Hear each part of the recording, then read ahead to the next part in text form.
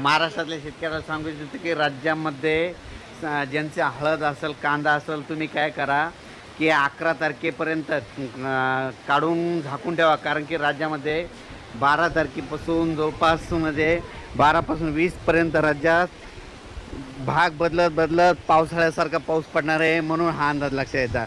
पण राज्यातल्या सर्व शेतकऱ्याला सांगू इच्छितो की मध्ये हा पाऊस मान्सूनपूर्व असणार आहे, म्हणून हे लक्षात येतं. आणि राज्यातल्या परत एक शेतकऱ्याला सांगू इच्छितो की राज्यामध्ये आणखी सांगायचं झालं तर म्हणजे सगळ्यासाठी आनंदाची बातमी, मान्सून 12 मेला दस्तक देणार आहे. अंदमान बेटावर दस्तक म्हणजे धडक देणार आहे, म्हणजे अंदमानावर बेटावर दाखल होणार आहे. म्हणजे यावर्षी जवळपास 8-10 दिवस लवकरच येणार आहे, म्हणून हा अंदाज लक्षात येतात. पण राज्यातले सर्व शेतकऱ्याला सांगू इच्छितो की त्याच्यानंतर 19 मेपर्यंत तिथं स्थिरावलेलं राहील. परंतु स्थिरावलेलं राहत असताना तुम्हाला सांगू इच्छितो की त्याच्यानंतर 21 मेपासून परत राज्यात मान्सून परत सक्रिय होणार आहे, म्हणून हे लक्षात घ्यायचं.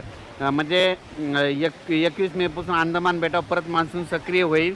त्याच्यानंतर वेळेप्रमाणे जून महिन्यामध्ये आपल्या महाराष्ट्राकडे दाखल होणार आहे, म्हणून हे खास करून आनंदाची बातमी. म्हणजे सांगायचं झालं तर आपल्याला दरवर्षी जशी वाट बघावं लागते, म्हणजे तशी काही यावर्षी वाट बघण्याची गरज नाही. 12 मेला मध्ये उद्याच्याला दस्तक देणार आहे, म्हणून हे अंदाज लक्षात आहे. पण राज्यामध्ये मात्र 11 मेपासून ते 20 मेपर्यंत दररोज भाग बदलत पावसाळ्यासारखा पाऊस पडणार आहे, म्हणून हा अंदाज लक्षात घ्यायचा.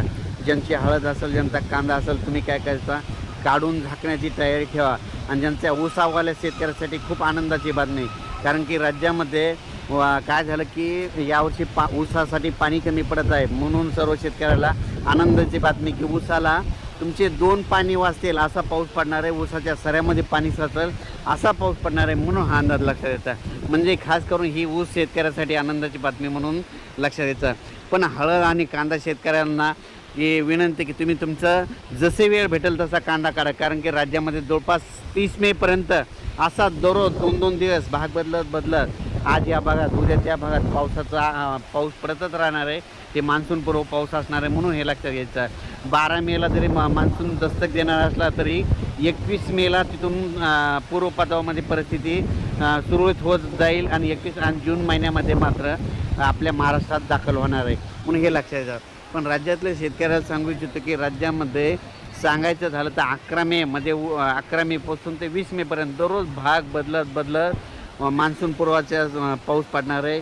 म्हणजे तो पाऊस पूर्व विदर्भ, पश्चिम विदर्भ, दक्षिण महाराष्ट्र, उत्तर महाराष्ट्र, कोकणपट्टी, खानदेश, मराठवाडा सगळीकडे पडणार आहे आणि दररोज भाग बदलत पडणार आहे. म्हणजे जवळपास 20 तारखेपर्यंत प्रत्येक गावाला 2 वेळेस तरी पाऊस येऊन जाणार आहे, म्हणून हा अंदाज लक्षात येतात. ऊसावाल्यासाठी खास करून ही आनंदाची बातमी.